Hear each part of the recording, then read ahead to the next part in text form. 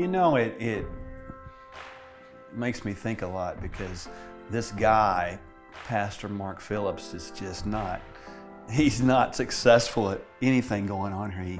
He kind of backdoors into this role, and he doesn't really know who he is or what he wants to become, and he's looking to find himself. And he's got a great wife and a great support structure here helping me out, but I'm still not getting it.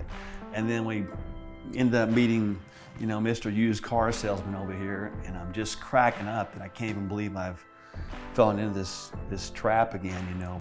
This church reminds me a little bit of growing up. My grandfather was a Baptist minister, and so I spent all of my Sundays and Wednesday nights and Sunday afternoons and Sunday nights at the church called Mount Pleasant. And did anything funny happen at Mount Pleasant? No.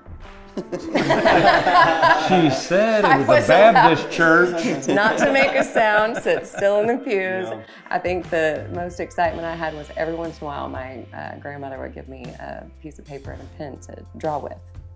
So, William, what did it mean to you to get to hold hands with Mark? Out of the two of them, his hands are the softest. No, it actually was very special to me. It's always been a dream of mine since I was 5 years old to act. I either wanted to be an actor or singer.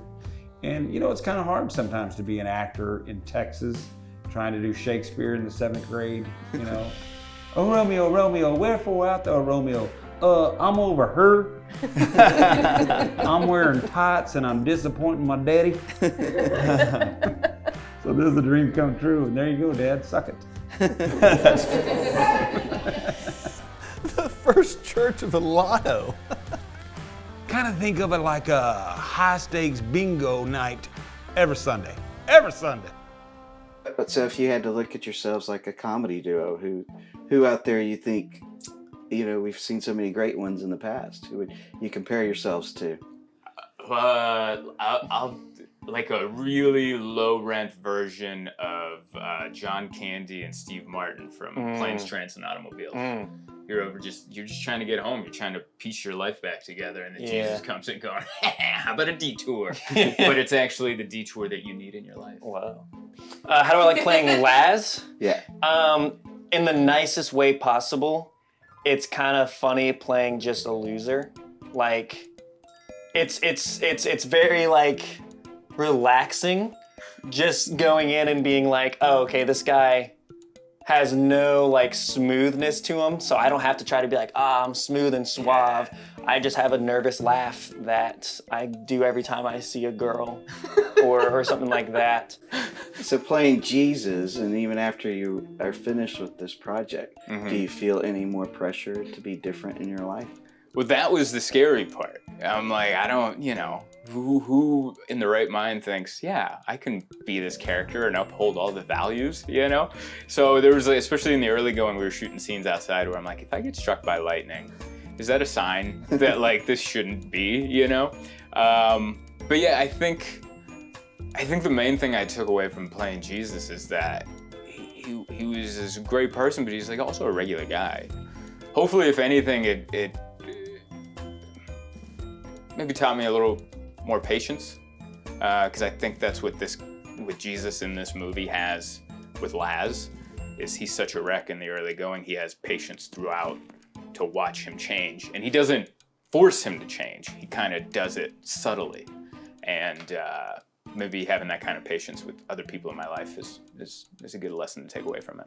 With your character, Laz ends up being somebody that is very important to the faith community. Yeah. How do you feel about having that kind of responsibility of showing that?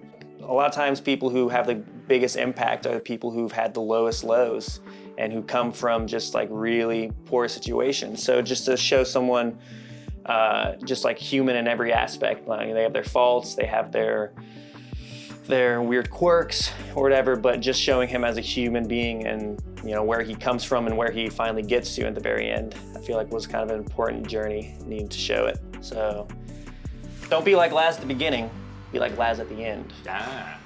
Yes, that is the true moral.